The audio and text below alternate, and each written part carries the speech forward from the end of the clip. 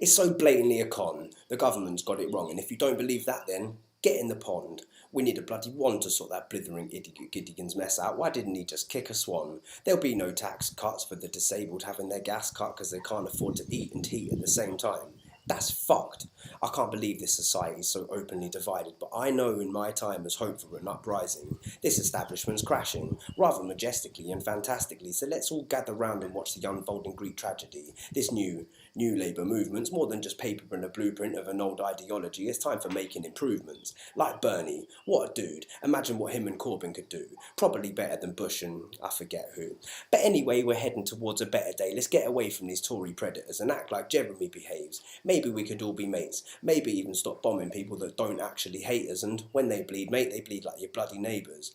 And it's always the nutters you read about in the papers. You never read about the nutters doing each other favours. Murdoch and Cameron were in bed for ages doing whatever rich kids do with pigs. I can't say. And it would be satirical, but for the kind of backwards and fascist type of miracle that shit gets out and makes our lives unlivable. And they're still trying to sell the Sun in Liverpool. That's unbearably unbelievable. But the scary thing is some people still pick it up and say that's fairly believable. Propaganda from probably the two biggest wankers that ever happened to drop from the gene pool of the damned, and if you believe what you read in the media, me and you probably won't agree on much. It's nice to meet you though, even though the things you read are really just a screen of smoke put up by an evil bloke and all his mates.